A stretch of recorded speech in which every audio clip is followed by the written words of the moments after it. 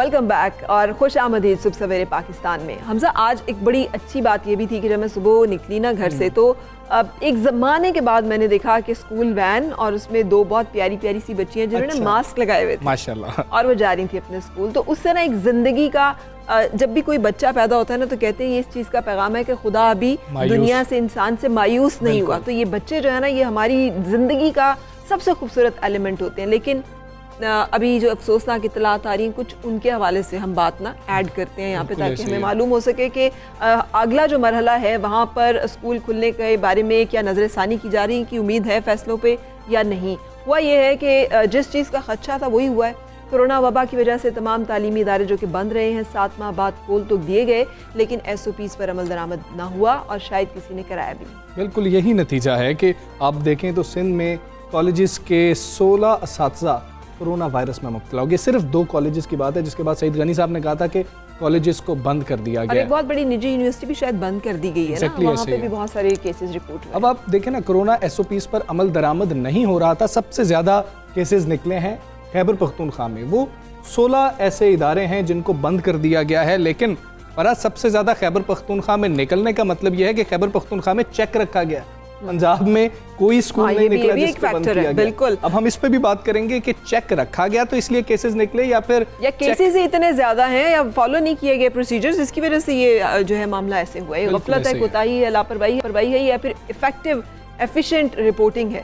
कामरान बंगिश साहब हमारे साथ हैं, मुशीर इत्तलात हैं KPK के। अस्सलाम कामरान बंगिश साहब, मुझे बताइएगा ये स्कूल जो कि जिनके बारे में रिपोर्ट किया गया है ये NCOC की मंजूरी से सील हो गए हैं, अब कि ये दुरुस्त है और क्या SOPs पर अमल दरामद ना होना वजह थी? जैसे हमजा अभी कह रहे थे कि आपने टेस्टिंग की है और उससे फौरी तौर पर पता चल गया कि केसेस रिपोर्ट हो रहे हैं।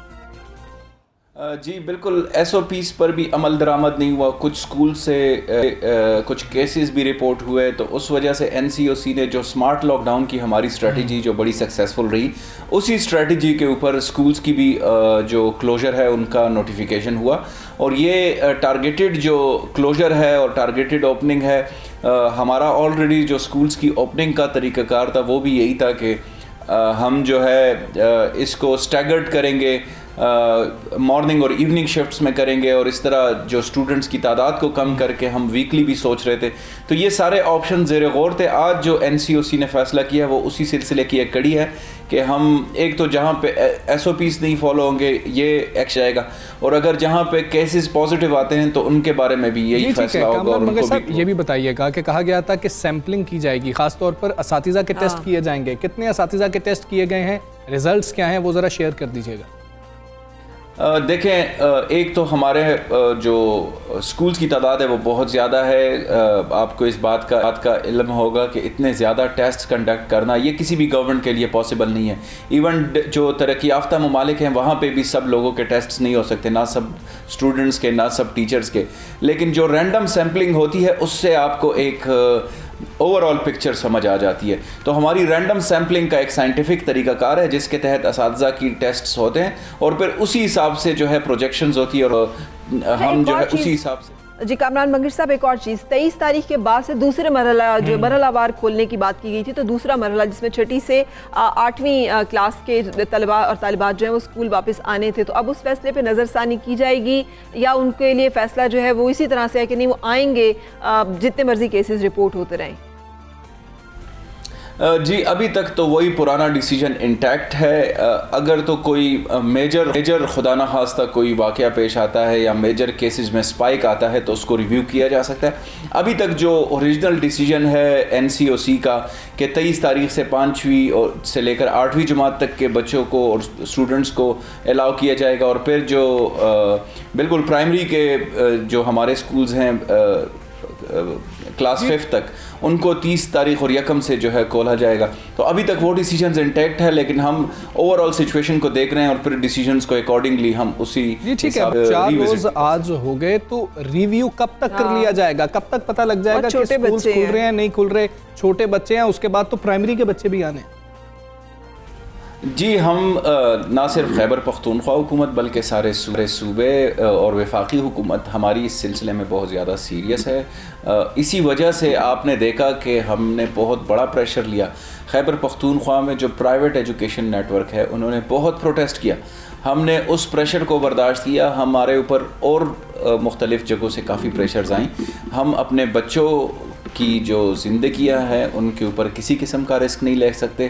तो ये आप बिल्कुल ठीक कह रहे हैं। NCOC में इसके ऊपर काफ़ी तफसील से बात हुई और हो रही है। अगर हमें लगा कि इन डिसीजंस को रिव्यू करना चाहिए और रिकंसिडर करना चाहिए तो हम ज़रूर करेंगे। फ़िलहाल इन सिचुएशन में जो है अभी तक वो डिसीजंस इंटैक्ट है, लेकिन ये रिविज़िट हो सकते हैं, अभी तक नहीं हुए।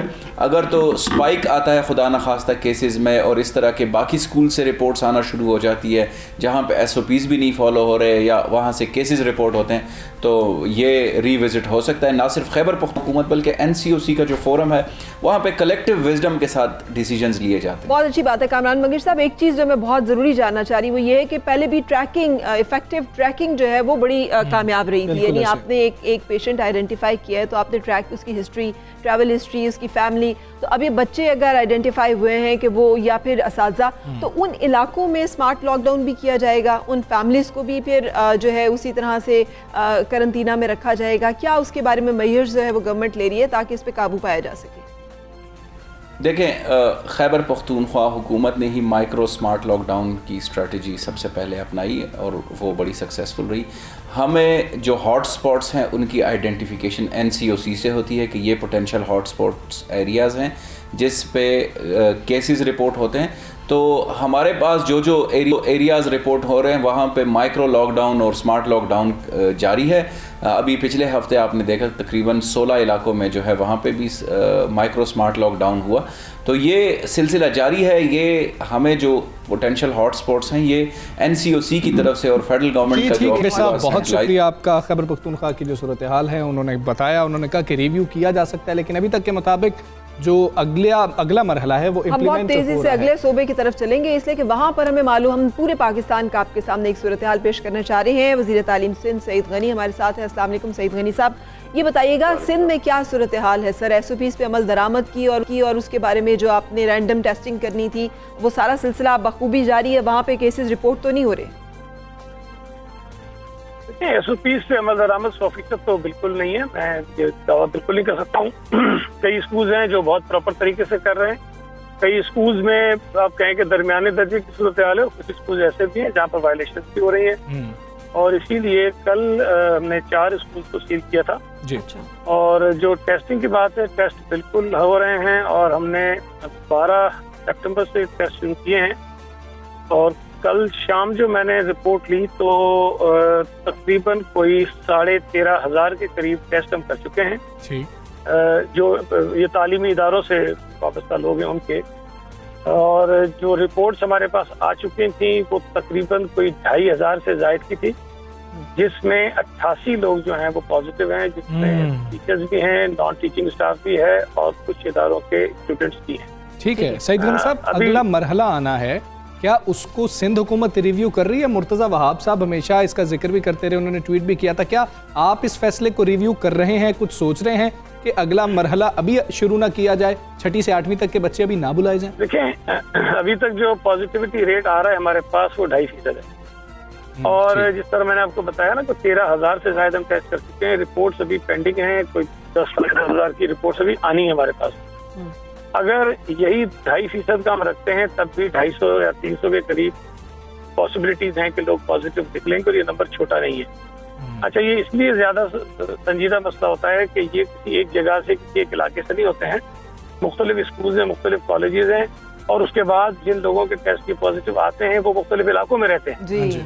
तो इम्कान रहता है कि अगर वो कहीं से वायरस लेकर आएगा या स्कूल से लेकर जाएगा तो वो जो इन्फेक्शन है वो मजीद ज्यादा इलाके में फैल सकता है। तो बिल्कुल हम इस इशू को देख रहे हैं। अगर नंबर ऑफ केसेस बढ़ते हैं तो यकीनन जो दूसरा मरहला है या तीसरा मरहला है उसमें मजीद ताखीर बढ़ सकती है। अच्छा सईद गनी साहब, ये भी फरमाइएगा कि बहुत सारी यूनिवर्सिटीज़ अखबारी इतलात के मुताबिक वो जो 20% दिया गया था डिस्काउंट पेंडेमिक के दिनों में वो नहीं दे रही हैं सिंध में।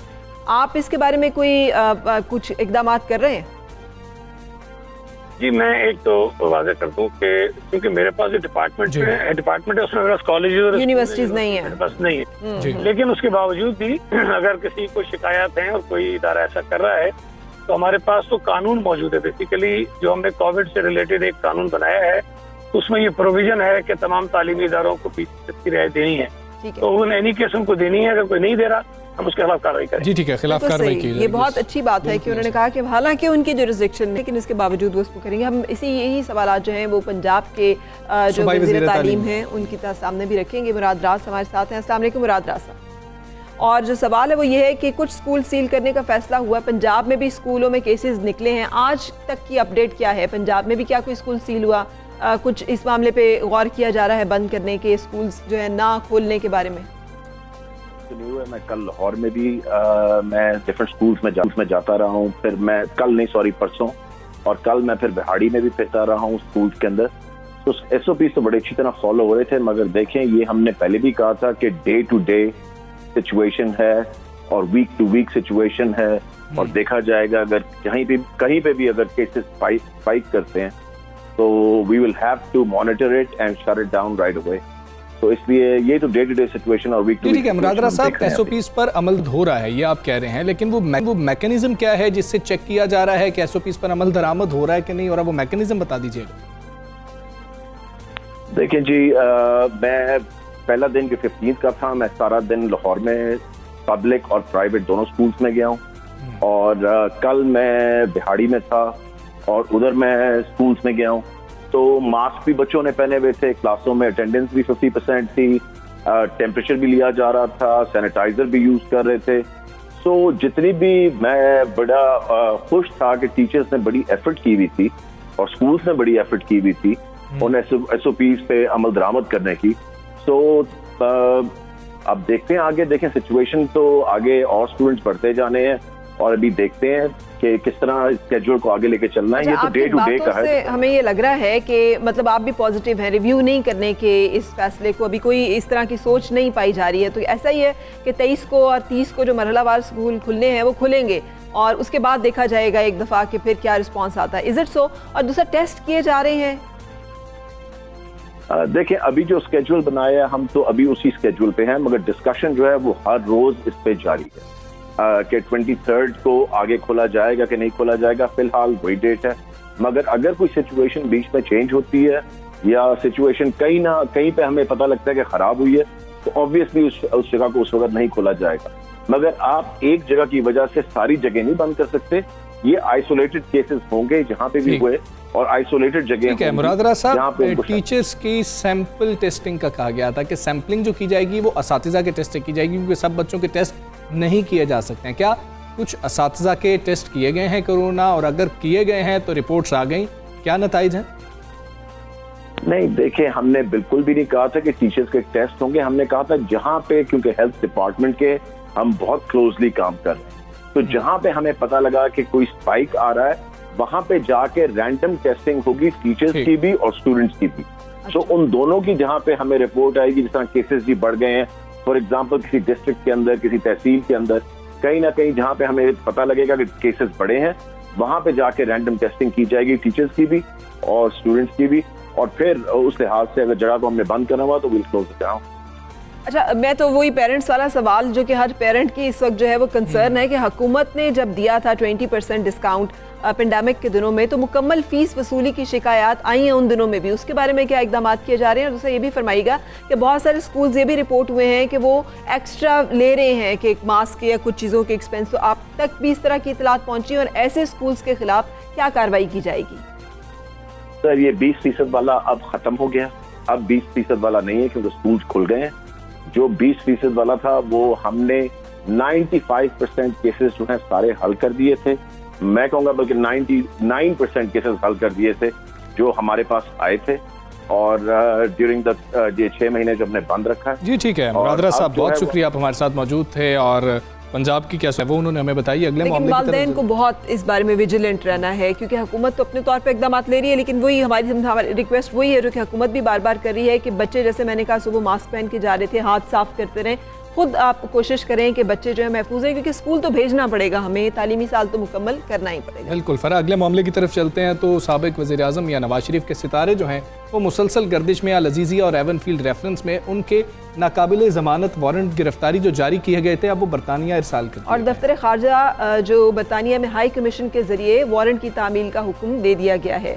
नवाज शरीफ के warrant assistant registrar Islamabad high court ने जारी किए हैं। अदालती हुक्मनामे में नवाज शरीफ की 22 सितंबर सुबह 11 बजे अदालत में हाजिरी यकीनी बनाने की हिदायत की गई है। वारंट गिरफ्तारी नवाज शरीफ के पार्क लेन लंदन के पते पर इरसाल किए गए हैं, जिसके साथ तलबी के तमाम हुक्मनामे भी शामिल हैं। इसी हवाले से बात कर लेते हैं। Bureau chief UK Ghulam Hussain Awan हमारे साथ मौजूद हैं। वहाँ पर बरतानिया में क्या मामलात हैं? शरीफ खानदान क्या कुछ अहम मुलाकातें कर रहा है, नहीं कर रहा? और क्या ये वारंट वसूल हो गए हैं उनको हाई कमीशन क्या करेगा? बिल्कुल गुलाम हुसैन अवान साहब, बहुत शुक्रिया। बताइएगा बरतानिया में क्या सूरत हाल है? वारंट यहाँ से तो इरसाल कर दिए गए हैं, वहाँ पर आपने चहल पहल देखी, और बरतानिया में जो हाई कमीशन है पाकिस्तान का, वहाँ से क्या कोई पैगाम पहुँचा है मियाँ नवाज शरीफ को?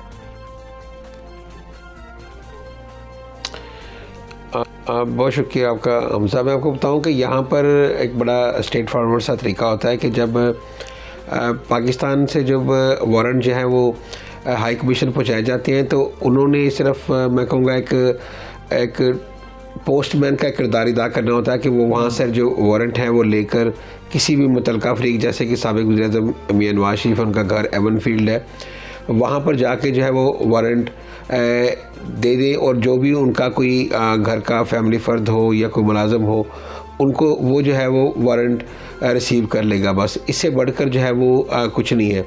और ना ऐसी कोई बाइंडिंग है कि जो हाई कमीशन जो है वो किसी भी मुतलका पार्टी को या साबिक वज़ीर-ए-आज़म को जो है वो पाकिस्तान जो है वो लेकर जा सकता है, ऐसा बिल्कुल नहीं है। चूँकि शरीफ फैमिली जो है इस बात की प्ले ले रही है कि डॉक्टर्स मियां नवाज शरीफ को फ़िट टू ट्रैवल करार नहीं दे रहे, जिसकी वजह से जो है वो एक की बजाय चाहे 10 वारंट भी इस तरह के आ जाए, तो शायद उसके ऊपर अमल दरामद जो है वो फिलहाल। और आपको यकीनी तौर पर वहाँ के जो लॉज हैं उनके बारे में आपने कुछ तहकीक की कि इसमें जो मौक़िफ़ है मुस्लिम लीग नून का, जो आपने खुद कहा कि उनके डॉक्टर्स इजाज़त नहीं दे रहे ट्रैवल की, और जब तक कोई इजाज़त ना दें उन्हें मुल्क वापस नहीं लाया जा सकता, इसमें आपको कितनी सच्चाई जो है मालूम? एक सवाल ऐड कर लीजिएगा कि इलाज के हवाले से बात की गई थी अदालत में, क्या मियां नवाज शरीफ का इस वक्त इलाज हो रहा है? जब अदालत ने फैसला दे दिया उसके बाद कोई इलाज शुरू हुआ? देखिए, साबिक वज़ीर-ए-आज़म मियां नवाज शरीफ जब से यहाँ पर आए हैं तकरीबन शायद मेरा ख्याल है 1 साल ही होने को है, और उनके मुख्तलिफ अस्पतालों के अंदर जो है वो चेकअप्स तो हमने देखे हैं, हम ख़ुद भी जाते नहीं हैं, लेकिन अगर आप कहें कि कोई उनका इस तरह इलाज हुआ हो, कोई हॉस्पिटल के अंदर दाखिल हुए हो, कोई ऑपरेशन हुए हो, तो ऐसा बिल्कुल नहीं हुआ। और यही सिर्फ ख़बरों की हद तक है कि उनका इलाज जारी है या हो रहा है। हमने जब भी देखा है वो हॉस्पिटल जाते हैं, चेकअप कराते हैं, वापस आ जाते हैं, इस तरह का तो उनका चल रहा है। लेकिन शरीफ फैमिली का ये मौक़िफ़ है कि चूँकि डॉक्टर्स जो हैं वो अभी मियां नवाज शरीफ को फ़िट नहीं करार दे रहे कि वो ट्रैवल कर सकते हैं, वो वापस जा सकते हैं, इसलिए वो किसी कानूनी राय लेते हैं। रिस्क नहीं ले सकते। हमारे साथ हैं बरतानिया से बैरिस्टर राशिद असलम, जो कि माहिर कानून। मैं जानना चाहूँगी बैरिस्टर राशिद असलम साहब, बरतानवी कवानीन के मुताबिक क्या हुकूमत पाकिस्तान इंटरपोल के ज़रिए नवाज शरीफ को वापस ला सकती है, जैसे कहा जा रहा है? जी, पाकिस्तान की हुकूमत बिल्कुल इंटरपोल से रब्ता करके नवाज शरीफ साहब की हवालगी के लिए उनको कह सकती है। उसमें तरीकाकार ये है कि पाकिस्तान की हुकूमत जो भी हमारी हायर कोर्ट के वारंट हैं वो इंटरपोल को भेजेगी। इंटरपोल फिर उस पर अपना अमल दरामद करते हुए उस केस को पूरे को चेक करते हुए रेड वारंट इशू कर सकती है। अब उसमें पाकिस्तान हुकूमत पे जिम्मेदारी होती है कि वो किस तरह एक्स्ट्राडिशन ट्रीटी की हमेशा हमें बात सुनने को मिलती है कि ट्रीटी मौजूद नहीं है। क्या पाकिस्तान और बरतानिया के दरमियान मुजरिमों के तबादले का कोई मुआहिदा मौजूद है? मुलजिमों का नहीं, मुजरिमों के तबादले। अब तो कन्विक्टेड है। पाकिस्तान के साथ कोई भी इस किस्म का मुआहिदा नहीं है हवालगी के हवाले से, एक्स्ट्राडिशन के हवाले से। यहाँ पे एक्स्ट्राडिशन का एक कानून है, एक्स्ट्राडिशन एक्ट 2003। उसमें यहाँ की हुकूमत, यूके की हुकूमत ने बहुत सारी हुकूमतों के साथ कॉन्ट्रैक्ट्स किए हुए हैं, लेकिन पाकिस्तान उस मुआहदे का सिग्नेटरी नहीं है। हाँ, एक और ऑप्शन पाकिस्तान हुकूमत के पास बचता है कि कॉमनवेल्थ कंट्रीज के आपस में इस किस्म के ट्रीटीज हैं, जिसमें यहाँ पे यूके में एक दफा लंदन स्कीम के तहत कॉमनवेल्थ एक्सट्राडिशन कॉन्ट्रैक्ट हुआ था जिसमें पाकिस्तान उसका सिग्नेटरी था। उसमें पाकिस्तान की हुकूमत उस रूट के जरिए यूके की हुकूमत को रिक्वेस्ट कर सकती है कि नवाज शरीफ साहब को एक्सट्राडाइट किया जाए या उनके हवाले किया जाए। आगे जब वो इस किस्म की रिक्वेस्ट आती है तो यहाँ पे क्राउन प्रोसिक्यूशन सर्विस का एक यूनिट है, उसके पास वो जाती है होम ऑफिस के जरिए। वो फिर पूरे मंदरजात या सारी चीजें देख के आगे जो अगर जिसके भी खिलाफ इस किस्म के वारंट्स हों या एक्सट्राडिशन की रिक्वेस्ट हो उस पे वो रिक्वेस्ट सर्व की जाती है। ठीक है सब, एक और बहुत इंपॉर्टेंट एंगल जो है इस सारी उसमें वो ये है कि मुस्लिम लीग नून का ये कहना है कि पॉलिटिकल विक्टिमाइजेशन पे बरतानिया कभी भी हवाले नहीं करेगा, क्योंकि वहाँ पर ये कानून मौजूद है कि जब तक डॉक्टर्स जो हैं वो उनको उनकी सेहत को और सफ़र के लिए उनको उस फिट करार नहीं देते, उनको वापस नहीं लाया जा सकता, क्योंकि कानून है कि बरतानिया के डॉक्टर्स की इजाज़त के बगैर मरीज सफ़र नहीं कर सकता। इस बारे में हमें बताइएगा, रहनुमाई कीजिएगा कि वाकई बरतानवी कवानीन जो है वो फिर वो ये प्ली देते हैं और फिर ये रास्ते में रुकावट बन सकता है नवाज शरीफ की वतन वापसी में। देखिए एक्सट्राडिशन के हवाले से अगर कोई शख्स सेहतयाब ना हो तो उस हवाले से कोर्ट्स हमेशा मेडिकल एविडेंस देखती हैं। यहाँ पे किसी भी डॉक्टर का अगर मेडिकल सर्टिफिकेट हो जो कि प्रॉपर्ली यहाँ पे रजिस्टर्ड हो एज अ डॉक्टर तो उसको बड़ी अहमियत दी जाती है। यहाँ की कोर्ट्स हमेशा उस मेडिकल सर्टिफिकेट की बेस पे या यहाँ के इदारे उस मेडिकल सर्टिफिकेट की बेस पे फैसला करते हैं। अगर इस किस्म का कोई सर्टिफिकेट मौजूद है जिसमें ये कहा जाता है कि नवाज शरीफ साहब की सेहत इस किस्म की नहीं है कि वो सफरी जो भी ट्रैवल कर सकें, तो उस हवाले से कोर्ट यहाँ की उनकी एक्सट्राडिशन को रोक सकती है, उनकी हवालगी को रोक सकती है।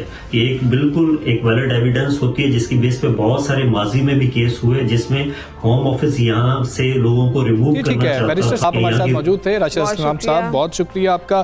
गुलाम हुसैन अवान साहब, मेडिकल सर्टिफिकेट की बात की बैरिस्टर साहब ने, आप बता दीजिएगा क्या कोई मेडिकल सर्टिफिकेट अभी तक नून लीग हासिल करने में या नवाज शरीफ वहाँ से हासिल करने में कामयाब हुए हैं जो अटेस्टेड हो?